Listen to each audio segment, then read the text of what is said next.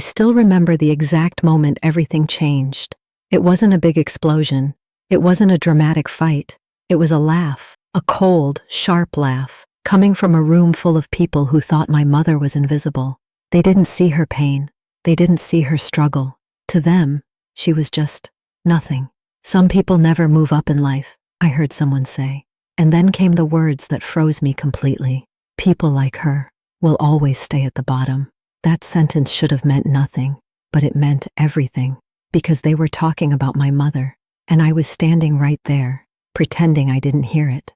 At that moment, I had two choices: walk away like I always did, or finally find out why everyone treated her like she didn't exist.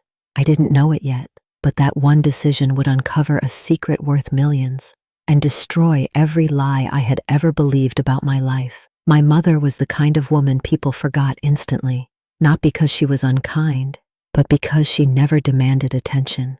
She worked quietly. She spoke softly. She carried pain like it was normal. We lived in a small place that barely felt like home. Old walls, faded furniture, a life that always felt like it was waiting for something better, but never arriving. People in our neighborhood never asked questions. They just assumed things, and assumptions can be dangerous, because once people decide who you are, they stop looking for the truth. I used to watch my mother every morning.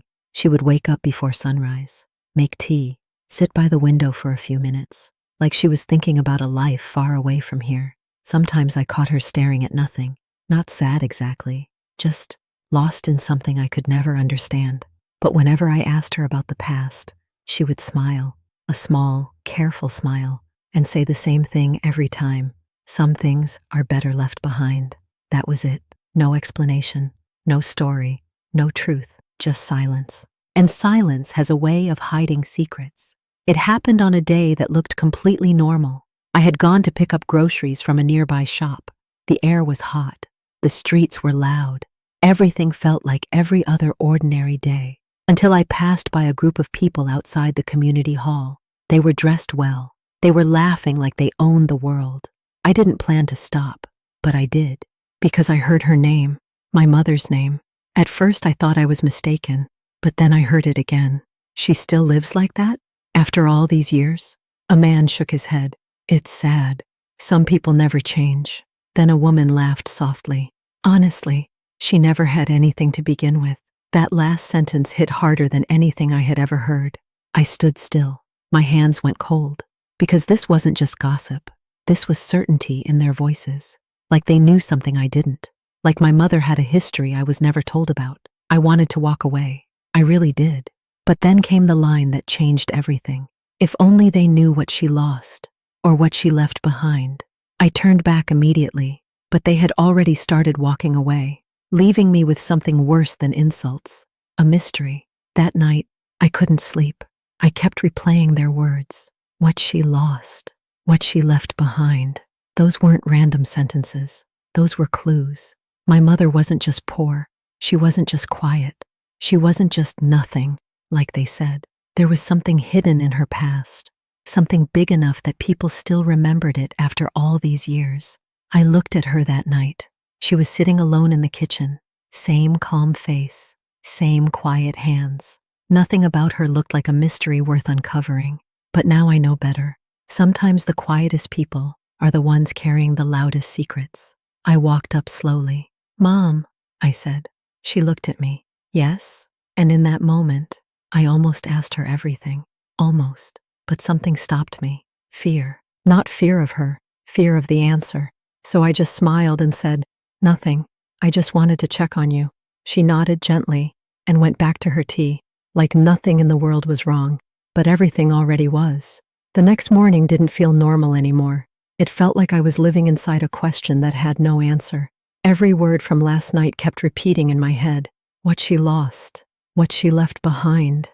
I started noticing things I had ignored for years. My mother never had old photos in our house. No albums, no childhood pictures, nothing. Whenever someone mentioned family history, she would change the topic instantly.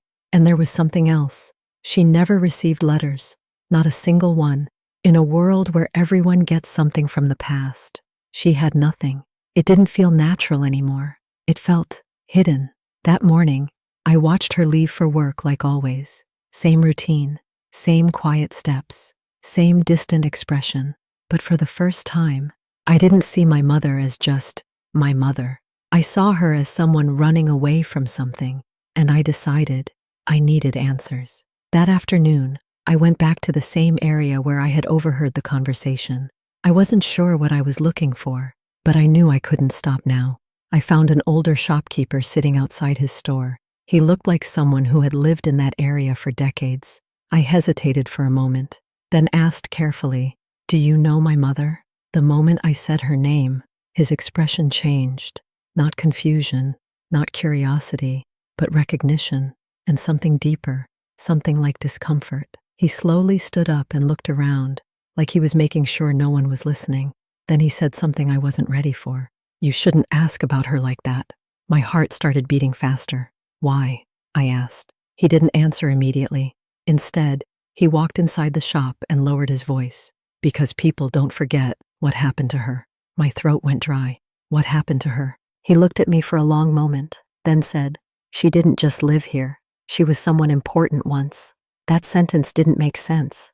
My mother? Important? It felt impossible, but the way he said it made it feel real. And then he added something that shattered everything I believed. She disappeared from that life, on purpose. I walked home in silence that day. Every step felt heavier than the last. My mother? Important? That didn't fit anything I knew about her. She struggled to pay bills. She counted every coin. She avoided even small luxuries. How could someone like that come from something important? That night, I couldn't hold it in anymore. I waited until she was alone in the living room. My hands were shaking slightly. "Mom," I said. She looked up. "Yes?" I took a deep breath. "Were you always like this?" She frowned slightly. "What do you mean?" I paused. Then I asked the question I should have asked years ago. "Who were you before me?" The room went silent. Not normal silence. Heavy silence. Her eyes stopped moving. For the first time in my life, I saw something in her face I had never seen before. Fear. Not fear of me. Fear of the past. She slowly stood up. "Why are you asking this?" Her voice was calm, but not stable. Something inside her was breaking. I could feel it. And then she said something I will never forget. "Some doors are closed for a reason." That night, I couldn't sleep again. But this time, it wasn't just curiosity. It was urgent. Because I know one thing for sure now. My mother was hiding something real. Something big enough that people still remembered her. Something painful enough that she refused to speak about it. And something dangerous enough that even asking about it made her change. But instead of stopping, I did the worst thing I could have done. I searched deeper. I started asking more people, quietly, carefully, until I met someone who finally gave me a name I had never heard before. A name that didn't belong in my mother's current life, but apparently belonged to her past. "Back then," the man said slowly, "people didn't call her what you call her now." I leaned closer. He hesitated, then said, "They used to call her Elena Voss." Everything stopped, even the sound around me, because at that moment, my mother wasn't just a quiet woman anymore. She was someone else entirely, someone who had erased her own identity. Elena Voss. That name didn't feel real. It felt like it belonged to someone else, someone powerful, someone far away from the life I knew. I kept repeating it in my mind as I walked home, but the more I said it, the less it matched the woman who made tea in our small kitchen every morning. Could my mother really be two people? One who struggled to survive, and another who once had a completely different life? By the time I reached home, my hands were shaking again. Not from fear this time, from confusion, because nothing made sense anymore. And when life stops making sense, that's usually because the truth is finally getting close. That night, I did something I had never done before. I searched for the name, Elena Voss. At first, nothing came up. I thought maybe it was fake. Maybe I misunderstood. But then I changed how I searched for it. And that's when it appeared. A small archived article. Old, forgotten, barely visible. But the headline made my stomach drop. A former financial consultant linked to major corporate advisory firm disappears after an internal conflict. My heart stopped. Financial consultant? Corporate firm? Disappears? I read it again and again. Each time, It felt less real and more dangerous. There was a blurry image attached. I clicked it. My breath caught in my throat, because even though it was old, even though it was faded, I recognized her eyes instantly. That was my mother, but she looked different. Confidence, sharp, powerful, nothing like the woman who quietly folded clothes in our house. I leaned back in my chair. My mind was spinning. Who was she? And what happened to make her disappear completely? The more I read, the worse it got. Elena Voss wasn't just an employee.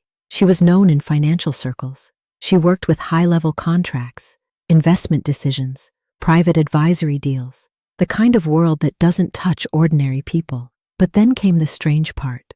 All mentions of her suddenly stopped, like someone erased her, not just from one company, but from everywhere. It wasn't normal. People don't just vanish from records like that unless someone makes sure they do. I shut my laptop slowly. My heart was beating so fast I could hear it in my ears, because now I understood something important. My mother didn't leave that life. She was removed from it. But why? And who would benefit from erasing her? The next morning, I acted normal, or at least I tried to. But something inside me had changed. I looked at my mother differently now. Every movement, every word, every silence, it all had a second meaning. She noticed I was distracted. "You're quiet today," she said while making breakfast. I forced a smile. "Just tired."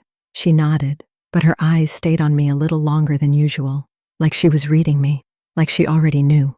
That thought made my stomach tighten, because if she knew I was close, then I might already be in danger without realizing it. That afternoon, I went back to the shopkeeper again. I showed him the name I found, Elena Voss. The moment he saw it, his face went pale, not surprised, afraid. He quickly pulled me aside. "You shouldn't be digging into this," he said sharply. I frowned. "Why? She's my mother." He shook his head. "No." Then he said something that froze me completely. "She's not just someone who disappeared. She's someone people paid to forget." I couldn't sleep that night, because now there were too many pieces. A hidden identity, a vanished career, a fear people refused to explain. And then I found something else, buried deep in another record. A number, a transfer, a financial transaction linked to her old name, $8.4 million. My breath stopped. That number wasn't small. It wasn't accidental. It was intentional, and it was connected to her. But what shocked me more was that the money wasn't in her account anymore. It had been moved. On the exact same week she disappeared, someone had taken it, or forced her to leave it behind. I stared at the screen, barely blinking. Now everything clicked. This wasn't just a story of a hidden past. This was a story of theft, betrayal, and a life destroyed for money. The number stayed in my mind like a burn mark. $8.4 million. It wasn't just money anymore. It was the center of everything. Because the more I looked at it, the more it felt like the key to my mother's entire past. I kept asking myself the same question over and over. If my mother once had that kind of money connected to her name, then what happened to it? And more importantly, what happened to her after it disappeared? That night, I couldn't stop thinking about it. So I did the only thing left. I went back to the records, again and again, until I found something buried deeper than everything else. A company name, one that made everything feel heavier instantly. A private financial advisory firm tied to elite clients. And my mother, Elena Voss, was listed as one of its top internal consultants. But what came next changed the entire direction of everything I thought I knew. Because right under her name was another name, someone who still existed today, someone powerful, someone respected, and someone who, according to the records, had worked directly with her. His name was Richard Halden. I didn't know him at first, but a quick search told me enough. A successful businessman, financial investor, public speaker, a man who looked like he belonged in a world far away from ours. But in the old company records, he wasn't just a colleague. He was her partner on major financial deals. I read that sentence again and again. Partner. That meant trust. That meant shared responsibility. That meant access. And then I noticed something strange. Right before my mother disappeared from the records, Richard Halden was promoted, and my mother was erased. Not moved, not reassigned, erased. My stomach tightened, because now the pattern was becoming clear. This wasn't random. This was organized. Someone didn't just take money, they rewrote the story. I needed answers, so I did something reckless. I looked up Richard Halden's public office address, and I went there. I didn't tell my mother. I didn't think. I just went. The building was nothing like our world. Glass walls, clean floors, security at every corner. Everything about it screamed power and control. I walked inside pretending I belonged there. My heart was pounding so loud I thought people could hear it. At the reception desk, I asked for him. The receptionist looked at me carefully. "Do you have an appointment?" "No," I said quickly. "It's about an old financial matter." She hesitated, then made a call. After a few seconds, she nodded. "He'll see you for 5 minutes." 5 minutes. That's all I got. I was led into a large office, and there he was, Richard Halden, older, calm, controlled. He looked at me like I was just another interruption in his perfect day. "Yes," he said. My throat was dry, but I forced the words out. "I'm here about Elena Voss." The moment I said her name, everything changed. His expression didn't just shift, it froze. A silence stretched between us, heavy, uncomfortable. Then he slowly stood up, and in a lower voice he said, "You shouldn't be asking about her." That line again, the same warning I kept hearing from everyone. I stepped forward. "Why does everyone say that?" His eyes narrowed slightly, and then he said something that made my blood run cold.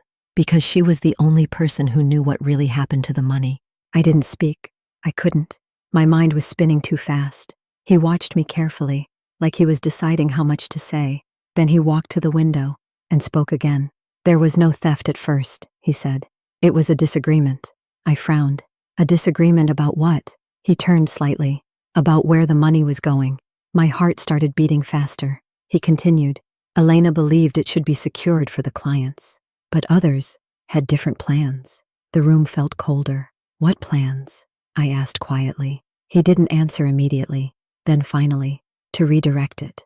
That word hit harder than anything else. Redirect. Not steal, not take. Redirect. A softer word for something far worse. I stepped back slowly. "So, what happened to her?" I asked. His expression darkened, and then he said it.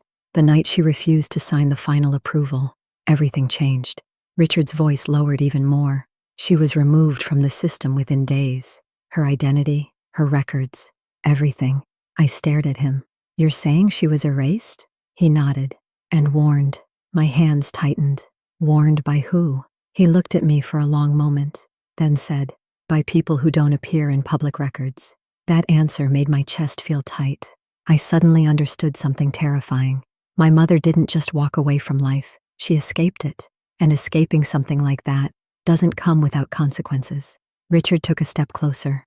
"Listen carefully," he said. "This is not a story you should continue. Some things are buried for a reason." I felt anger rise inside me. Then why does everyone still talk about her like she did something wrong? His silence was the answer. Because sometimes, silence is more honest than words. I left Richard Halden's office with something I couldn't shake. Not answers, but pressure. The kind that sits on your chest even when nothing is physically wrong. Everything he said pointed in one direction. My mother didn't just disappear. She was pushed out, erased. And the worst part? She was replaced in the system like she never existed at all. But one thing kept repeating in my mind. He said others had different plans. That meant there was more than one person involved. One person doesn't erase a life that carefully. A group does. A system does. And somewhere inside that system was someone who still held power today. I needed that name. So I went back to everything I had collected. Old records, articles, mentions, hidden references, until I found it. A recurring signature in multiple financial approvals connected to my mother's work. A name that appeared again and again, always just before decisions were made, and always just after my mother objected. That name was Victor Langford. Unlike Richard Halden, Victor Langford had almost no public presence.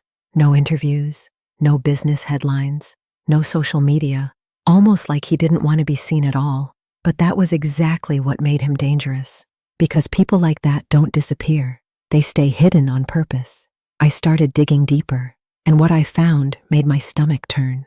Victor Langford wasn't just part of the company. He was one of the original decision makers behind the financial structure my mother worked in, which meant one thing: he had authority over her, and over the money, over everything. But the most disturbing detail wasn't his position, it was the timing. Every major shift in the system happened shortly after disputes involving my mother, and every time she resisted, something else changed. Policies, approvals, controls, like someone was slowly tightening a net around her until she had no choice left. That night, I looked at my mother differently again, but this time, it wasn't confusing. It was a realization. She wasn't just hiding a past, she was surviving it. I watched her sitting quietly in the kitchen, same calm hands, same quiet movements. But now, I saw something deeper: control. She had learned to control everything about her expression, her tone, her emotions, because people who survive betrayal don't stay the same, they adapt. She noticed me staring. "You've been distant lately," she said softly. I forced a smile. "I'm fine." She nodded slowly, but her eyes lingered, like she knew I was lying, like she always knew more than she said. And that's when I understood something important. My mother wasn't weak. She was careful. Careful because someone had once punished her for speaking too much. The next morning, something strange happened. My laptop screen was open, but I was sure I had closed it the night before. At first, I thought maybe I forgot. But then I noticed something worse. My search history had been accessed, not deleted, not changed, viewed. Someone had looked at what I was searching. My blood went cold. I checked again. No signs of forced entry, no broken locks, nothing obvious, which meant only one thing: whoever did it knew exactly how to stay invisible. I sat there for a long time, staring at the screen, because now this wasn't just about the past anymore. It was about the present. Someone knew I was digging, and someone was already close enough to watch me. That evening, I received a message. Unknown number, no name, just a single line: "Stop before you repeat her mistake." My hands went numb. I read it again and again. It wasn't a threat. It was a reminder, a warning, shaped like history. My mother made a mistake by resisting, and now I was following the same path. I looked toward the kitchen. She was there. Same calm silence, same quiet world. But suddenly, I wasn't just worried about her past anymore. I was worried about both of us, because I was no longer just uncovering secrets. I was stepping into them. I stared at the message for a long time.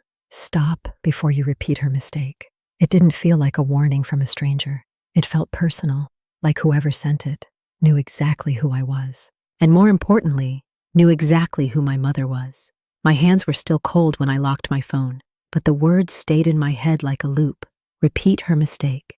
What mistake? Asking questions? Looking for truth? Or refusing to stay silent like she once did? That night, I couldn't look at anything normally anymore. Every sound outside felt closer than it should be.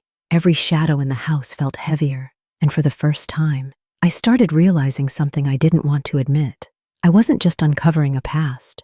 I was stepping into a system that was still active, still watching, still protecting itself. The next morning, I went back through everything again. Old articles, company fragments, archived records.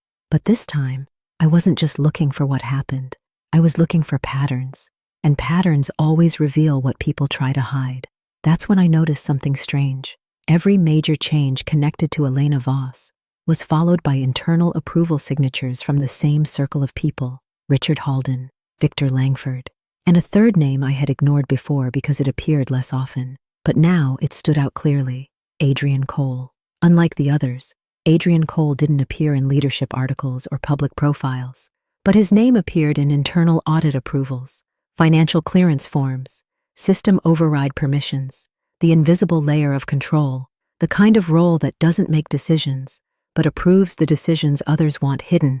And that made him more dangerous than the others, because people like that don't act loudly, they erase quietly. I decided to try something different. Instead of searching names, I searched locations tied to the old company. One place kept appearing: a private financial retreat facility used for high-level internal meetings, a place where deals weren't just discussed, they were finalized without public record. And there it was again, a dated entry, the same week my mother disappeared from records. The same week the $8.4 million transfer was processed, all linked to that facility. My heart tightened.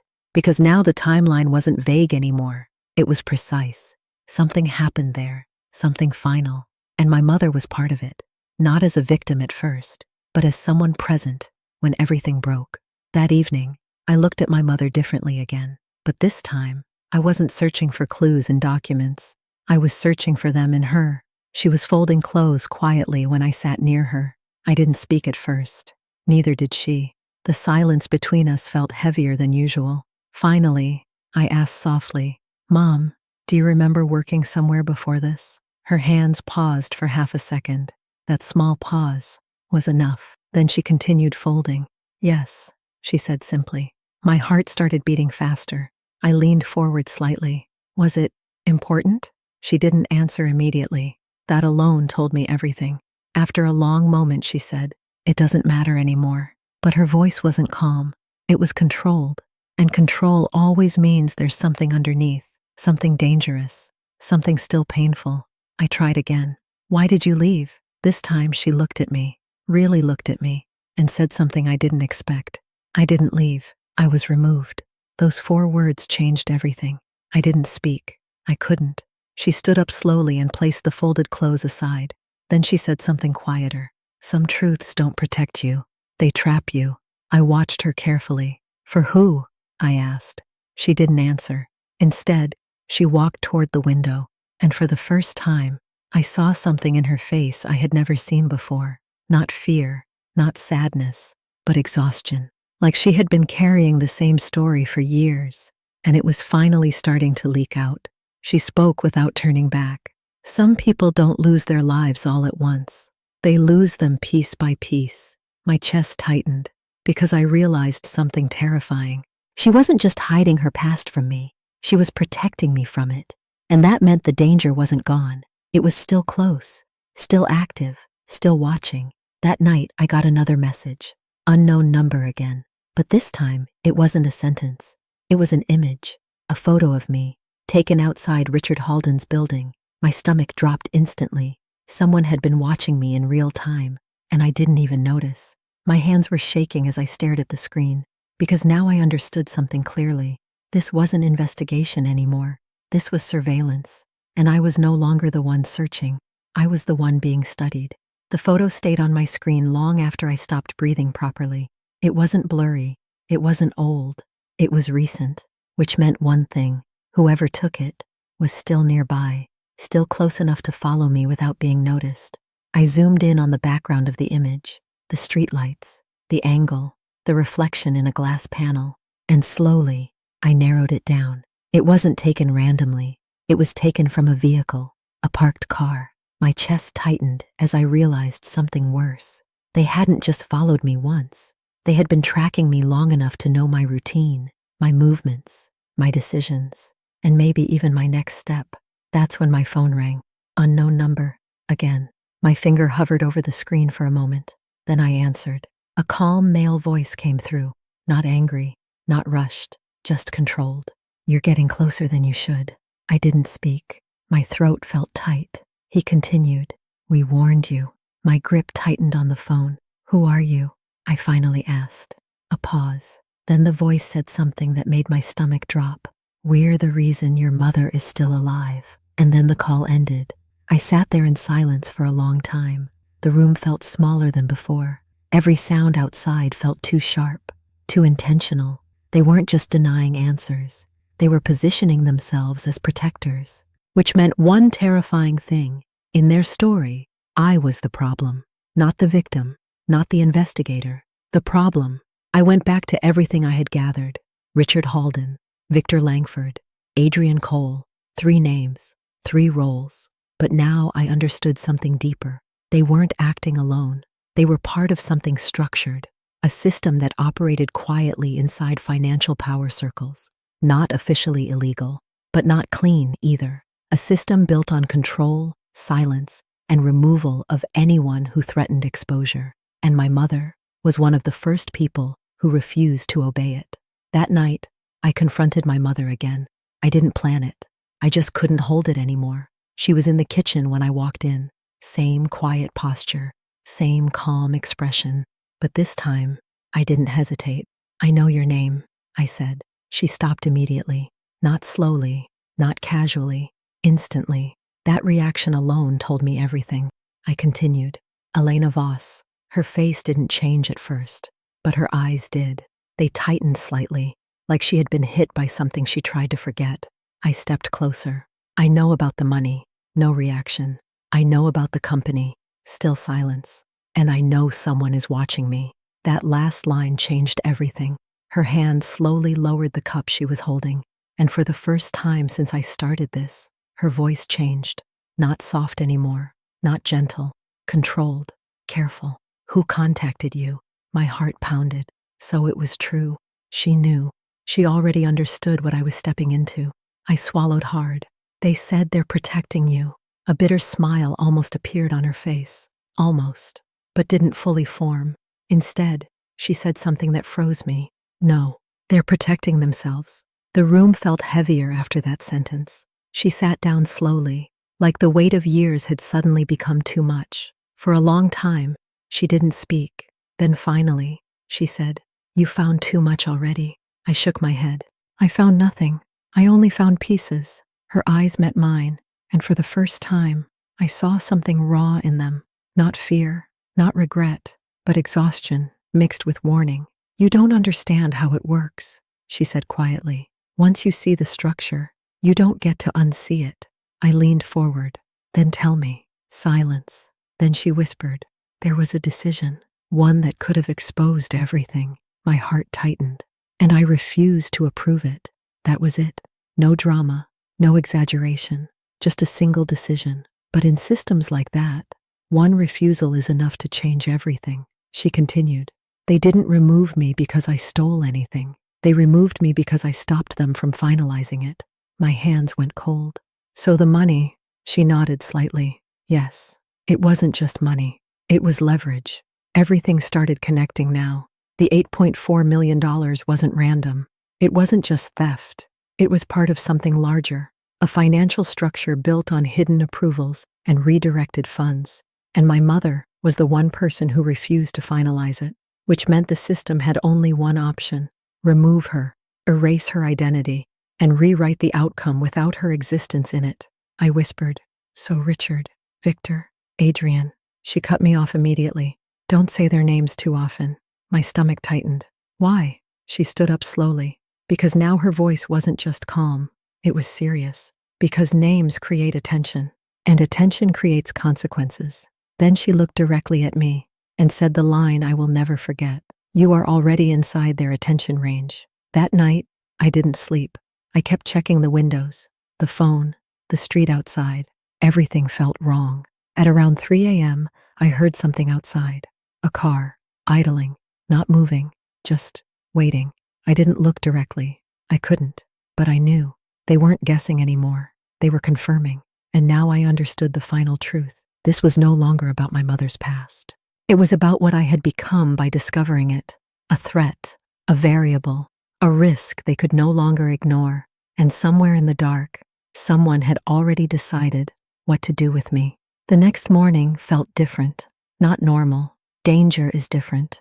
The kind of silence that doesn't feel peaceful. It feels controlled. My phone had no new messages, no unknown calls, no warnings. And that was worse, because silence from people like that is never peace. It's preparation. I looked at my mother across the room.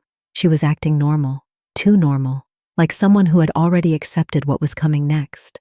I wanted to ask her more questions, but I didn't, because I finally understood something important. She wasn't hiding information anymore. She was counting down something she couldn't stop.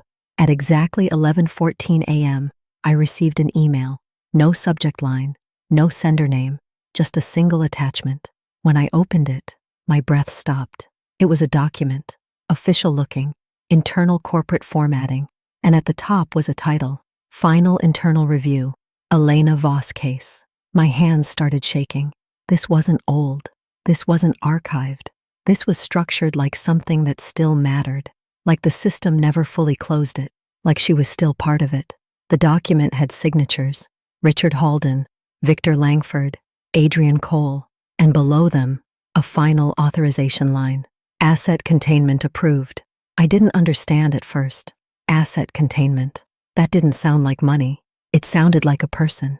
I kept reading, line after line, and slowly, the truth became heavier. The document wasn't about theft. It wasn't about disappearance. It was about control. My mother wasn't treated as an employee in the final stages. She was labeled as a risk-bearing asset, someone who had access to sensitive financial structures, someone who could expose the entire system. And once that label was applied, everything changed. I whispered to myself, they didn't just remove her, they classified her. That meant surveillance was not optional. It was permanent. I rushed to my mother. She was sitting near the window again, same position, same quiet posture, but this time, I didn't hesitate. I got the document, I said. She closed her eyes for a second, just 1 second. That was enough. Then she spoke softly. So it has started. My stomach dropped. What has started? She stood up slowly, and for the first time, she didn't look like a quiet woman. She looked like someone returning to a memory she never wanted to enter again. They don't leave things unfinished, she said. They wait until they are sure the risk is real. I stepped closer. I'm the risk? She looked at me directly. No, you are the continuation. That line hit harder than anything before. She finally told me everything, not slowly, not carefully, but fully. The night everything collapsed wasn't a sudden attack. It was a meeting, a final internal approval session, a decision-making point where funds were meant to be fully redirected and sealed. But she refused. Not loudly, not dramatically, just one refusal, one signature withheld. And that was enough, because in systems like that, silence is agreement. She broke the pattern, and that made her dangerous. I whispered, what happened after you refused? She looked away. They gave me an option. My heart tightened. And that option? Her voice dropped lower. Disappear, or be made an example. She continued. They told me it would look like I left voluntarily. They told me my identity would be removed cleanly. They told me no one would come after me. A bitter pause. Then she added, they lied about everything except one thing. I asked, what? She looked at me and said, I would survive, but only if I stopped existing to them. My throat felt dry. So you chose this life? She nodded slowly. Yes, but I never chose silence. That was the difference. She wasn't hiding. She was contained. That evening, something happened I didn't expect. The electricity flickered. Once, twice, then stabilized. But outside, the street felt different. Too still. I stepped outside for a moment, and that's when I saw it. A car, parked again. Same position as before. But this time, I didn't look away. I stared directly at it, and for a brief moment, I saw movement inside. Someone was watching me back. No attempt to hide anymore. No warning messages. No phone calls. Just presence. Real presence. And in that moment, I understood something final. They were done observing. Now, they were deciding. I didn't move. Not at first. My eyes stayed locked on the parked car outside our street. The same one I had seen before. But this time, it felt closer. More intentional. Like it wasn't just observing anymore. It was waiting for permission. My mother stepped behind me quietly. I told you, she said softly. They don't like uncertainty. I didn't take my eyes off the car. Is that one of them? I asked. She didn't answer immediately, and that silence told me enough. After a long pause, she said, it doesn't matter which one it is, because they all report to the same structure. My stomach tightened. A structure, not a person, not a single enemy, a system. At exactly 8:07 p.m., my phone rang again. Unknown number. This time, I didn't hesitate. I answered immediately. The same calm voice from before returned, but now it was different. Less warning, more certainty. You saw us, the voice said. I didn't speak. He continued. That wasn't smart. My grip tightened on the phone. You've been following me, I said. A short pause, then a quiet response. We've been protecting what your mother nearly destroyed. My mother stood beside me now, listening. Her expression didn't change, but I felt her tension. I asked, protecting from what? Another pause. Then the voice said something that froze both of us. From what she refused to sign, before the $4 million was used to seal it. The $8.4 million. My mind stopped for a moment, not because of the money, but because of what he said. Used to seal it. That wasn't theft language. That was containment language. My mother stepped closer. Her voice was barely above a whisper. "You're lying." The voice responded immediately. "No." Then calmer. "Your mother knows exactly what that money did." I looked at her. Her eyes were different now. Not fear, not anger, something heavier, regret mixed with understanding. I asked, "Mom, what did they mean?" She closed her eyes, and for the first time, she didn't avoid the answer. "They used it to finalize the transfer protocol."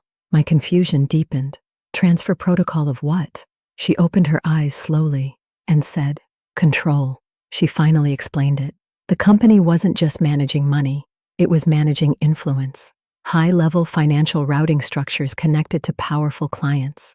If finalized incorrectly, it could expose everything.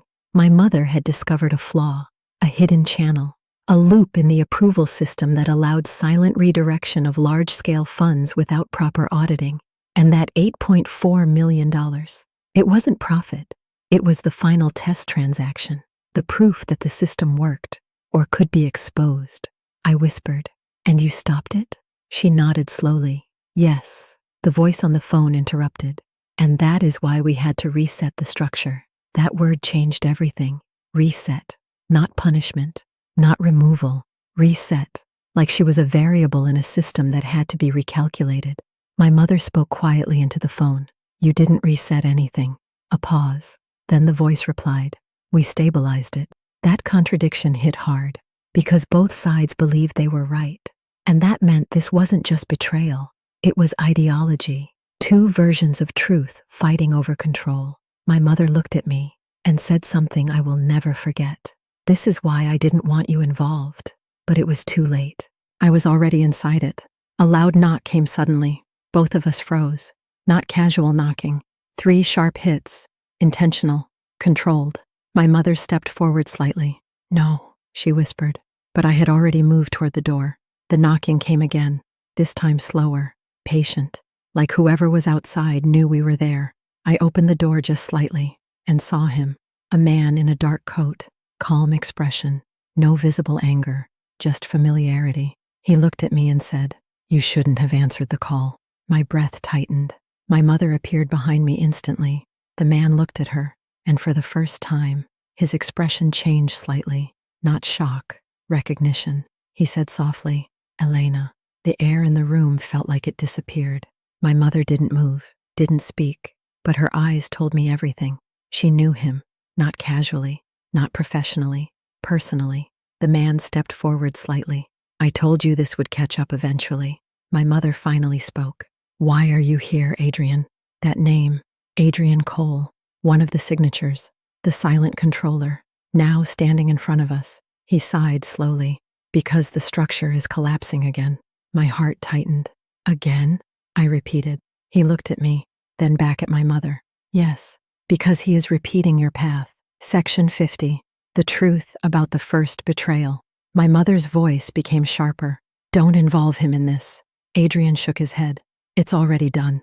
Then he said the sentence that changed everything. "You weren't removed because you refused once. You were removed because you discovered it twice." My mother went still. For the first time, she looked shaken. I stepped forward. "What does that mean?" Adrian looked at me directly and said, "Because the first time she saw the system, she tried to fix it." A pause. "And the second time, she tried to expose it." Silence. Then he added, "That's when the $8.4 million became necessary." The room felt smaller the moment Adrian finished speaking, like the walls had shifted slightly, just enough to remind us we weren't in control anymore. My mother's voice broke the silence first. "You're twisting it." Adrian didn't react, not even a blink. "I'm stating it," he said calmly. Then he looked at me, not my mother, me, and that shift alone made my chest tighten. "Your mother didn't just refuse approval once," he continued. "She uncovered a duplicate financial layer inside the system." I frowned. "A duplicate?" He nodded. "A shadow structure built to bypass audits." My mind tried to process it. So the company had 2 systems? Adrian shook his head slightly. "Not had. Has." That single word changed everything again. Still active, still operating, still hidden. My mother stepped forward. "Enough." But Adrian didn't stop. "In her second audit attempt," he said, She found something she wasn't supposed to see. My mother's expression tightened. I turned to her. What did you find? She hesitated. For the first time, she looked like she didn't want to answer because the answer still hurt. Then she said quietly, a routing link that didn't belong to any client. I asked, where did it go? She closed her eyes briefly. Inside internal control accounts. Adrian finished it for her. Accounts controlled by people who don't appear in any public system. My stomach dropped. Invisible accounts. Invisible owners.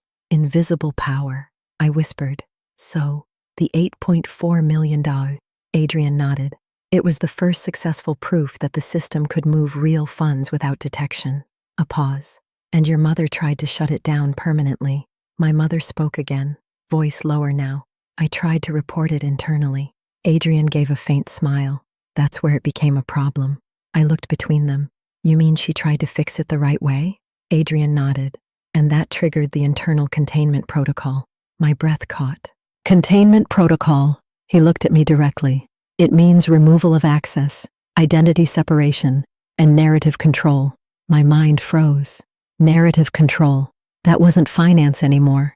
That was rewriting reality. My mother stepped back slightly. I didn't want anyone involved, she said quietly, but they escalated it before I could finish. Adrian added, because once the system is seen clearly, it can't tolerate the observer. I finally understood something terrifying. My mother wasn't punished for stealing. She wasn't punished for failure. She was punished for seeing too much. I whispered, so you erased yourself to survive? She shook her head. No. A pause. Then softer. They erased me and offered survival as the condition. Adrian continued. And she accepted because you were already in her life. I felt that line hit harder than anything before. Me. I was the reason she didn't fight harder. My mother looked at me. Her eyes softened slightly. I chose you over truth. That wasn't weakness. That was sacrifice. And a sudden sound came from outside. Not a knock, not a car. A low mechanical noise, like multiple engines arriving at once. Adrian's expression changed slightly for the first time. It's already been triggered, he said quietly. My mother looked at him sharply. What did you do? He didn't answer immediately. Then calmly, I didn't trigger it. A pause. Your son did. My heart dropped. What? Adrian pointed slightly toward my phone. The call you answered earlier confirmed your location.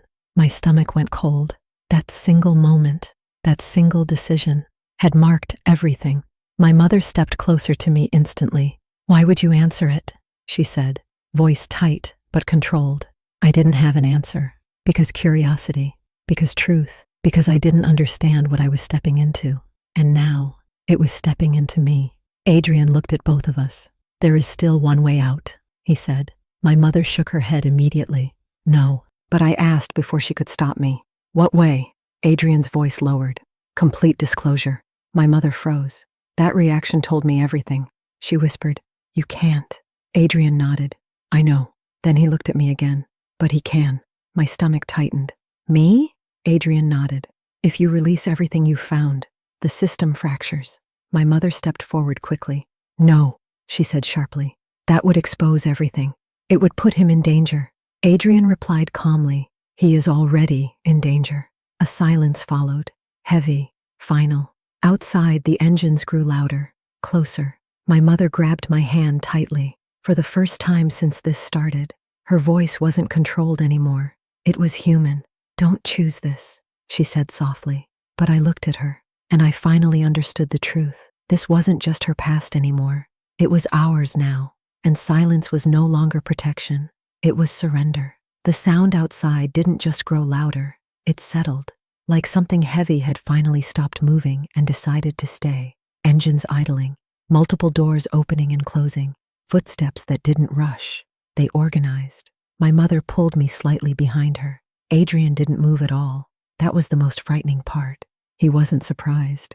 He was expecting it. A soft voice came from outside the door again. Not from a phone this time. From reality. Open it. My mother didn't answer. Adrian finally spoke quietly. They've shifted from observation to retrieval. My stomach tightened. Retrieval of what?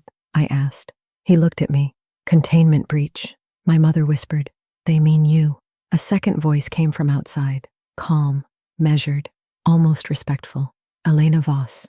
My mother closed her eyes for a second. That name again, not spoken as a memory, but as an active designation. Adrian turned slightly toward her. They never removed you from their system, he said. They only marked you as dormant. My mind froze. Dormant didn't mean gone. It meant waiting. My mother stepped forward slowly and said something I never expected. If you're here, then Victor is still active. Silence outside. Then the calm voice responded. He never left. Adrian exhaled slowly. So it's still him. That name landed differently now. Victor Langford, the real center. Not Richard, not Adrian, the one who stayed behind everything, the one who never appeared publicly, the one who didn't chase power. He maintained it. My mind was racing. Everything was collapsing into one point. I turned to Adrian. You said the money sealed something. He nodded. It did. My mother spoke quietly now. The $8.4 million wasn't stolen. It was allocated to finalize the system lock. My confusion deepened. A lock on what? Adrian answered. On the audit exposure layer. My mother added. Once activated, it made all internal anomalies untraceable. My chest tightened. So it protected the system? Adrian nodded. But it also protected the people inside it. I whispered. And you stopped it? My mother nodded. Yes, that's why they removed me. A pause. And why they never stopped looking. A loud knock hit the door. Not aggressive, not rushed. Final. Adrian stepped forward slightly. They're not asking anymore, he said. They're confirming presence. My mother looked at me, and for the first time, her voice broke slightly. I'm sorry you were pulled into this. I shook my head. No, I chose to know. That silence between us meant everything. Another knock, then a pause, then the handle moved. Slowly. Section 61. Victor Langford. The door opened, and he walked in. No rush, no tension, just control. Victor Langford, older than I expected. Calm eyes, no expression of anger or surprise, only understanding. He looked at my mother first, then at me, then finally at Adrian. You extended this longer than expected, he said calmly. Adrian didn't respond. Victor stepped further inside. The system was never meant to be personal, he continued. But she made it personal. My mother's voice was steady. I stopped you from breaking it. Victor nodded slightly. Yes. A pause. And that's why you were removed. Not punished. Removed. Like correcting an error. Victor looked at me now. You are not part of this, he said. That should have sounded reassuring. But it didn't. Because it meant I was something else. A variable outside control. My mother stepped forward. Leave him out of it. Victor looked at her. You already did that. Silence filled the room.